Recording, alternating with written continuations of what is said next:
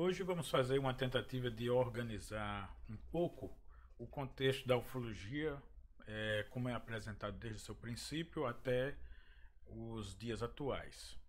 É um caminho a ser seguido por alguns ufólogos que desejam ter um conhecimento mais organizado, mais de forma acadêmica, didática, e tem sido esse nosso objetivo nos últimos anos.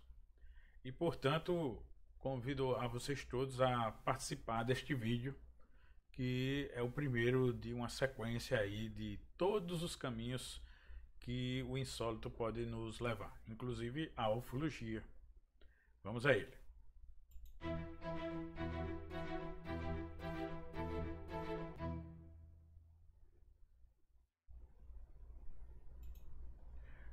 Pois bem, hoje vamos começar a apresentar para vocês que gostam sobre o tema de discos voadores, alienígenas, né, que vez ou outra aparece na mídia, como outros temas também, como a parapsicologia e outros temas de criaturas, de aparições, de fenômenos que desafiam a lógica pelo conhecimento acadêmico, né, da ciência oficial. Quando a gente passa a estudar ufologia, realmente a coisa para você tentar delimitar o que é ciência e o que não é, começa pelo seu próprio conceito pessoal. Porque o conceito de ciência, ele não é determinado por uma ou outra pessoa que gosta de ufologia. A ufologia tem seus problemas na questão de se fazer ciência, porque nós não temos o material básico, né? A evidência básica de onde se parte todas as teorias, que é um corpo alienígena ou uma nave alienígena. Então, o que nos resta é nos basear em fatos descritos nos livros clássicos e nos pesquisadores mais sérios.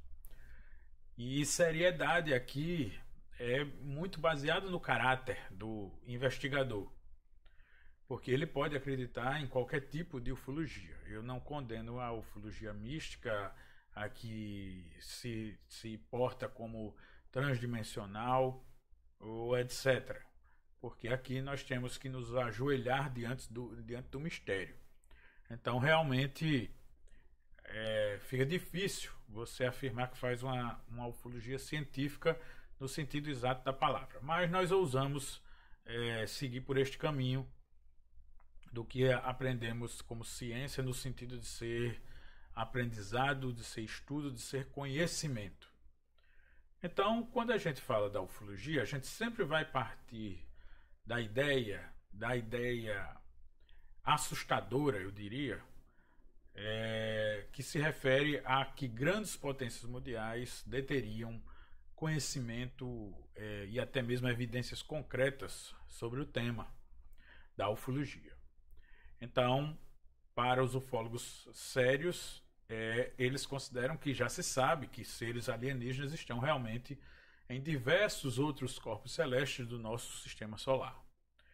Eu lembro que a primeira vez que eu vi isso foi na década de 80, ainda na minha pré-adolescência, quando eu li os livros do Sérgio Russo, e ele falava sobre gravações, né, numa época que não tinha internet, não tinha como você ter acesso a essas gravações, da Apollo 11, que há até mesmo gravações que evidenciavam que os astronautas estavam vendo algo que não deveria estar ali e que, portanto, foi chamado de objeto voador não identificado, foram vistos nas missões espaciais. E isso estava nos livros, né, do Sérgio Russo. Então tinha os diálogos inteiros, falava sobre mineração na Lua, por exemplo, e que eles estariam até inibindo a presença do homem a permanecer ali na Lua. Para muitos da ufologia então da época, isso seria a justificativa principal da suspensão da missão Apollo no geral, né? Tanto não só a Apollo, mas também as próprias missões do lado soviético. Agora é que nesses tempos atuais nós vemos um novo fôlego, um novo ânimo do homem voltar à Lua. Mas nesse contexto ufológico havia isso. Claro que décadas depois, tendo acesso até mesmo a site da NASA e fotos oficiais, ufólogos sérios como o Jackson Camargo, em seu livro UFOs no Espaço, ele mostrou que algumas dessas evidências tinham muito fundamento, mas outras também não teriam nada de muito documentado. Claro que também a gente tem até depoimentos da época de radioamadores, né, que captavam e captam até hoje, por exemplo, da estação espacial. Os radioamadores têm como se contactar com esses laboratórios espaciais e ouvir as conversas dos tripulantes. Então, naquela época, da Apollo também tinha essa mesma tecnologia, que, embora rudimentar para nós hoje, é extremamente ainda muito efetiva no que se propõe a captar e transmitir comunicação. Então, a Lua foi o primeiro astro fora da Terra de qual eu ouvi falar de uma intervenção alienígena, mas não foi a única, né?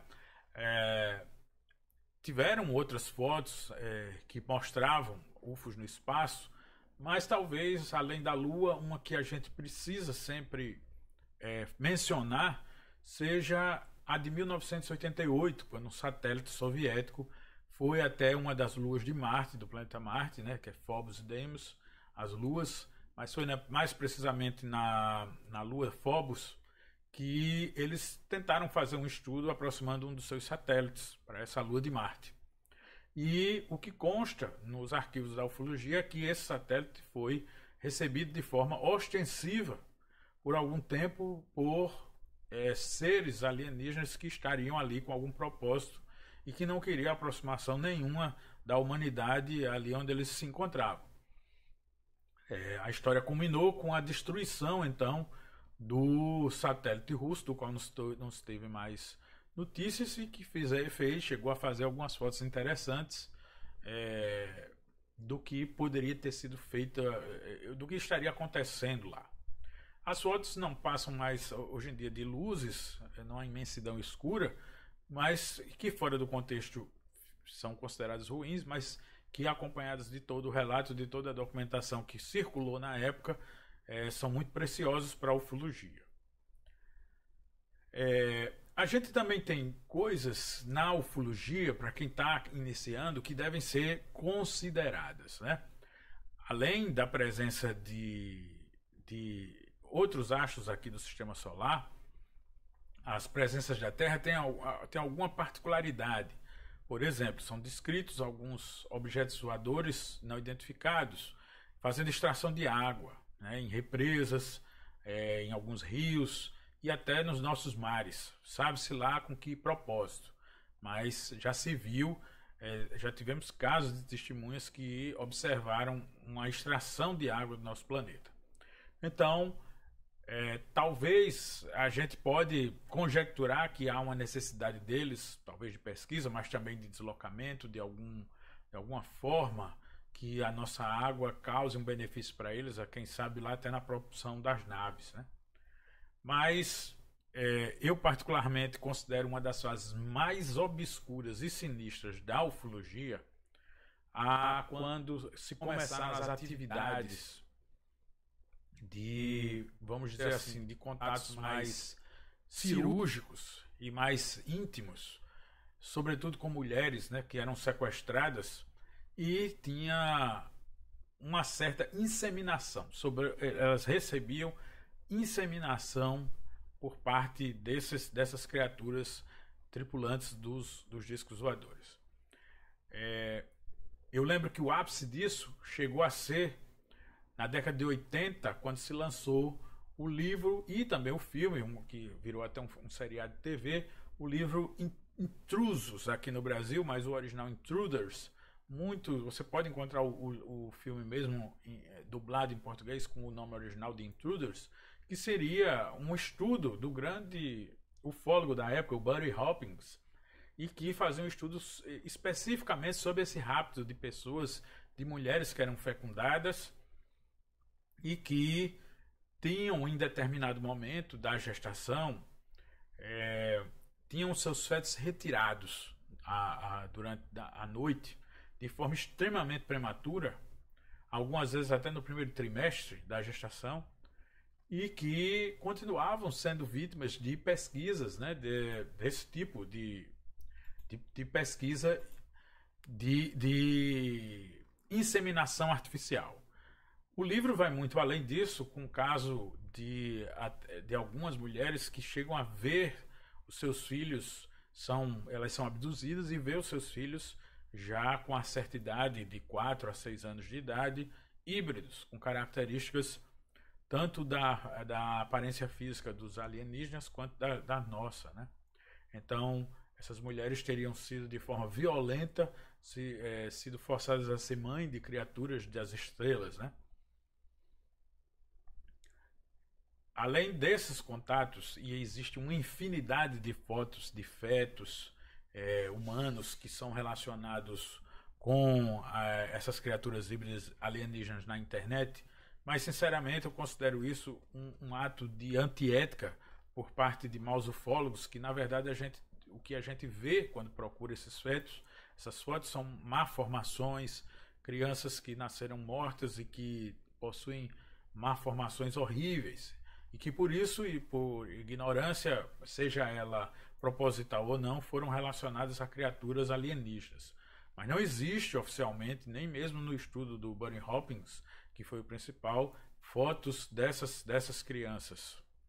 A gente sabe que essas experiências genéticas são feitas por determinado tipo de tipologia alienígena, já que a questão das tipologias alienígenas foram ricamente mostradas pelo Tiago Tichetti no seu livro de Tipologia Alienígena 1 e 2, e que há uma certa riqueza de tipologia, né? Mais de tipos de alienígenas. Mas os que eram relacionados às experiências genéticas eram mais aqueles famosos Greys, né? Que tem a cabeça avantajada com olhos negros e suas variações mais humanas, com cabelos humanos, etc.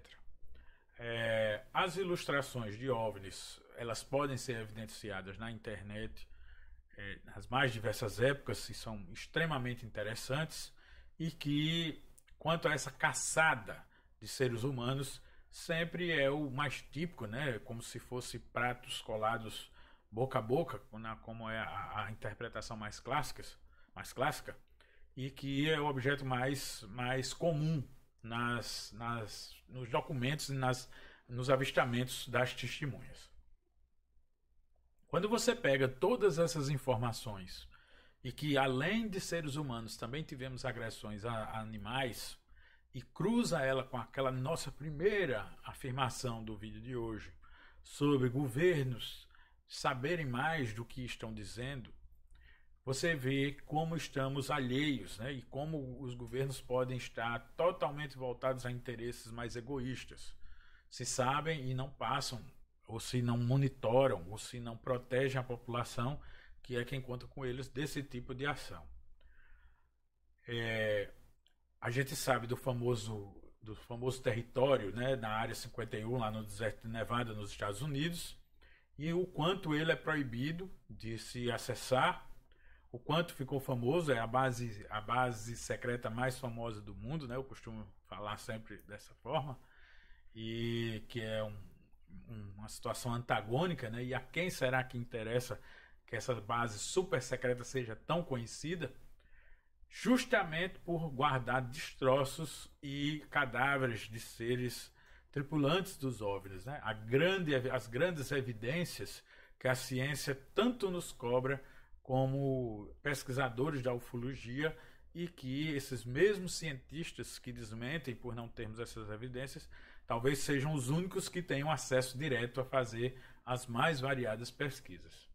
Então, a gente pode tentar ir procurar, como um novato na ufologia, imagens de extraterrestres, mas eu de antemão posso dizer a vocês que vocês vão encontrar fotos e até vídeos, né, de entidades biológicas extraterrestres, como também são chamadas, né, o EB, dando entrevistas aí, mas a grande parte, na verdade, da ufologia séria considera que não existe uma foto ainda considerada totalmente evidente de uma criatura alienígena.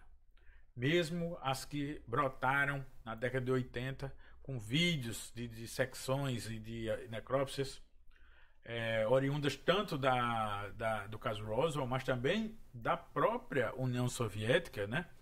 Mais precisamente, apareceu um vídeo que teria sido feito em 1969 em Sverdlovsk e mostrava com detalhes um desses tripulantes que teria sobrevivido a uma queda de um disco voador vamos dizer assim, o caso Roswell russo, né?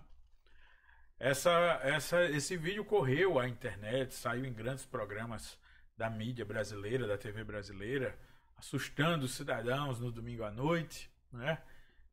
Mas gerando muitos ufólogos que hoje já estão aí, como eu, coroas, né? Foram influenciados. E que ainda persistimos aí justamente por esses vídeos que eles afirmam hoje serem todos falsos.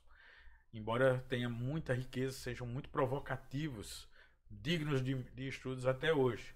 Porque você sabe, da mesma forma que chega na mídia alguém dizendo que é verdadeiro, também logo aparece pessoas dizendo que são falsos, e para nós o que resta é realmente ver e rever, ver como o vídeo envelhece ao longo das décadas, se parece mais verossímil, ou se realmente se evidencia que foram técnicas até mesmo baratas para os efeitos especiais de hoje.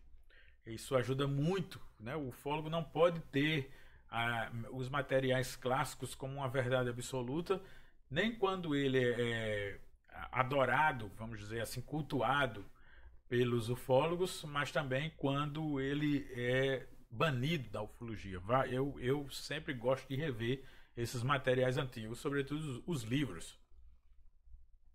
Então, a gente vai ver também na internet muitas fotos desses vídeos de autópsias, de necrópsias, que é o termo mais correto neste aspecto, de tripulantes do tipo Gray, mas que todos eles não foram considerados dignos de evidência científica até os dias de hoje.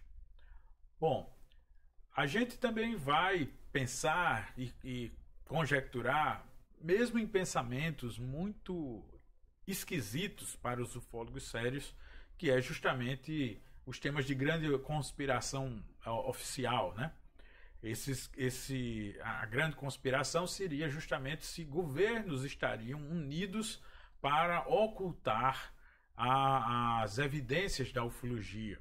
Como, por exemplo, no caso Varginha, que havia toda uma cadeia de comando, como se tivesse um protocolo para se levar as evidências daquela noite para os Estados Unidos de forma rápida e extremamente eficaz, deixando apenas dúvidas, né, para quem ficou para investigar. Então, essas ideias conspiratórias de protocolos, de avistamentos, ficam sempre alternando entre se são críveis ou não para os ufólogos de bom caráter. Agora, as profundezas disso, sendo verossímeis, sendo confiáveis, vão, gente, de profundezas realmente abissais, porque a gente encontra até grandes autores que falavam que até museus que teriam seus chamados infernos, né? Ou ainda a reserva técnica. Ou seja, o que seria isso?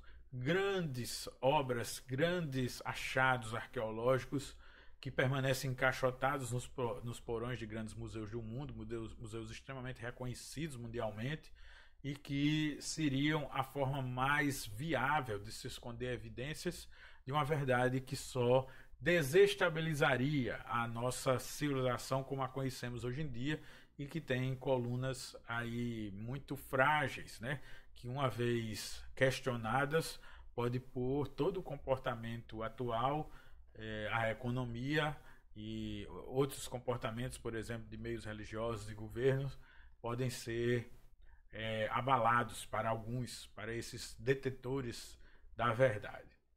Bom, há então essas manobras de acobertamento, elas são inócuas, né? Mas a gente aqui da ufologia, elas estão sempre sendo observadas por nós.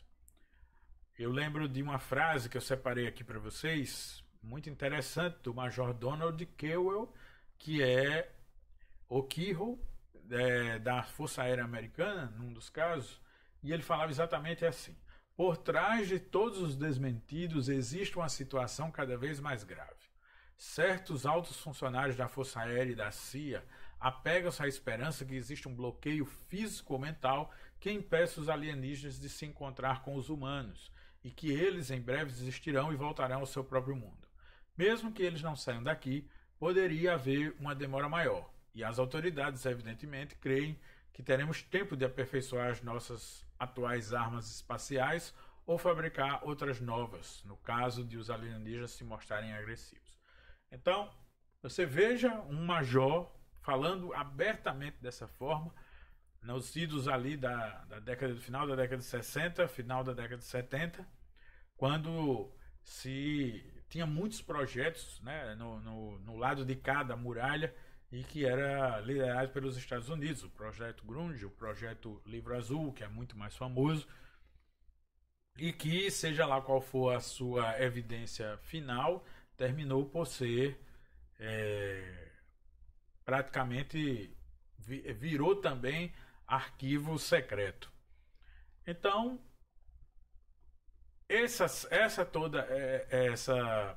conjectura leva à busca por outras evidências em outros locais, no passado remoto, nas teorias do astronauta antigo.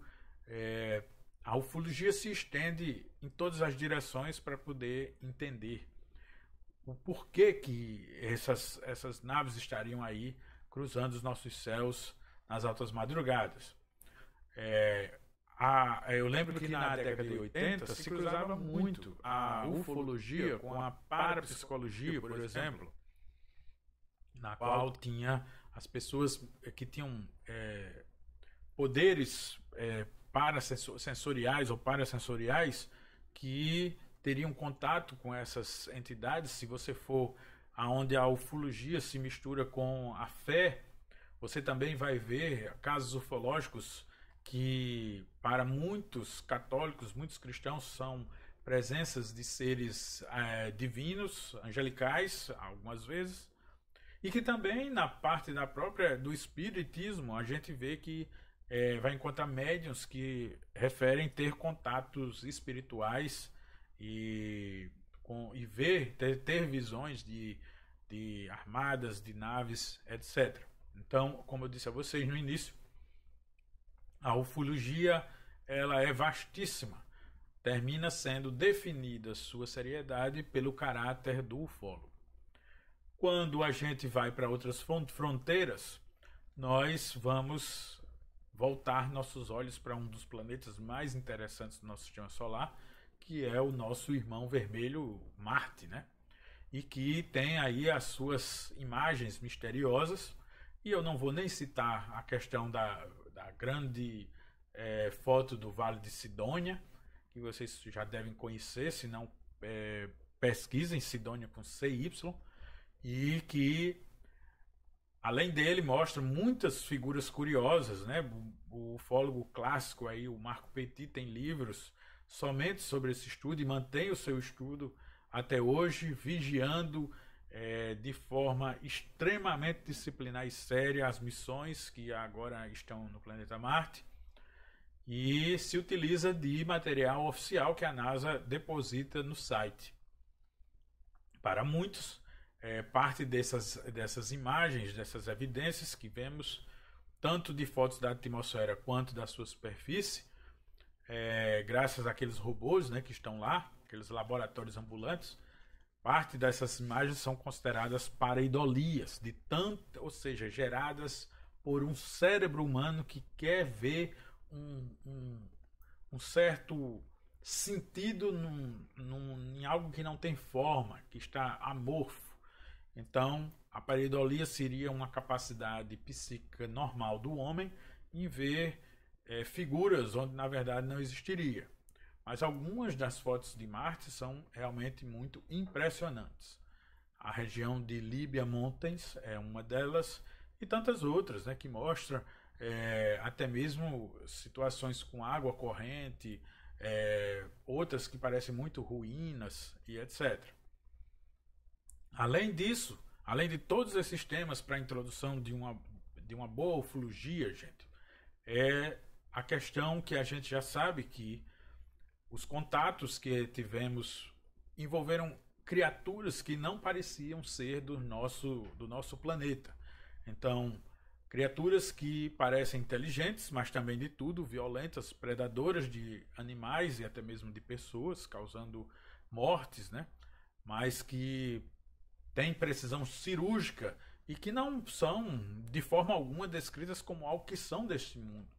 Parece muito um pouco do filme Predador, mas ali aquela criatura do filme é uma criatura inteligente. Nós não estamos falando de seres tão ricamente tecnológicos quanto aquele, mas de criaturas como o chupa-cabra, né? Animais que não estão aqui, não são reconhecidos pela ciência, mas estão aqui na Terra. Já se relacionou algumas figuras do folclore brasileiro e mundial, até mesmo como o Sasquatch e tantas outras, como se fossem criaturas alienígenas que são depositadas aqui pelos discos voadores no nosso ecossistema e fazem o que tem que fazer e depois retornam, sendo muito raro ter um novo encontro com essas criaturas. Essa interpretação por parte dessas criaturas da criptozoologia são justificadas por alguns ufólogos por essa maneira. As criaturas são colocadas em nosso planeta e não pertencem a eles, não estando aqui desde sempre. E isso está registrado desde os ditos conhecimentos pré-históricos, né, que se falava de criaturas realmente míticas, que não encontramos seus resquícios, seus restos fossilizados, por exemplo, mas que estiveram por aqui. De todas essas situações, claro que a pior de todas é justamente quando envolve uma forma brutal de morte de um ser humano. E isso aconteceu, né, com os cadáveres de seres humanos serem encontrados mutilados de forma brutal, porém cirúrgica, certeira, para se retirar ali algumas evidências, né? Por exemplo, todos os líquidos do corpo, todo o sangue, algum órgão mais específico também foi evidenciado. A própria pele parece com evidências de que foi estudada e tirada como a gente faria de biópsias, né? E a gente lembra de um caso que aconteceu no estado de São Paulo, né? E que eu separei aqui para vocês, para lembrar, mas não tem como a gente colocar fotos ou imagens e que vocês possam usufruir por causa da violência dessas coisas. Fica aí a dica para vocês pesquisarem. Posso dizer que a coisa aconteceu no Brasil, no estado de São Paulo, e o corpo foi encontrado numa represa, né, deserta, e este homem foi pesquisado com mais profundidade pela ufóloga Encarnação Zapata Garcia. Foi ela que, mesmo não sendo brasileira, veio do México e conseguiu quebrar o sigilo desse caso e levar ao mundo todo, até para os ufólogos brasileiros, o que tinha ocorrido. E que, aliás, chegou a dizer que, na época, ela mesma já tinha investigado a ocorrência de 14 outros corpos aqui no Brasil com mesmas condições. Nem mesmo esses outros 14 corpos chegaram a ser mais divulgados do que isso que eu estou passando para vocês naquela época. Então, vocês vejam o tamanho do fenômeno ufológico, a riqueza que ele tem, né? A partir daí você pode buscar suas próprias fronteiras, né, até onde você quer ir, e evidenciando muitas coisas. Por exemplo, que em nossos céus há relatos, há registros de verdadeiros gigantes, né, como as naves-mães em forma de charuto, das quais saem os discos voadores, né, em formato de prato, que são mais comumente citados. E eu acredito que esse é um fenômeno muito interessante que vai perdurar, que mesmo quando lhe pareça que ele está longe da mídia e que pareça que não tenha tantas evidências, como por exemplo a diminuição de abduções, etc., ele irá sobreviver porque ele é uma grande interrogação humana e que mais cedo ou mais tarde com certeza será respondida. Esse é um ponto de partida para todos aqueles que querem enveredar pelos caminhos da ufologia. É isso que temos para esse vídeo e um grande abraço a todos. Vamos até o nosso próximo vídeo, que vamos continuar com esses curiosos temas que todos nós gostamos. Um grande abraço.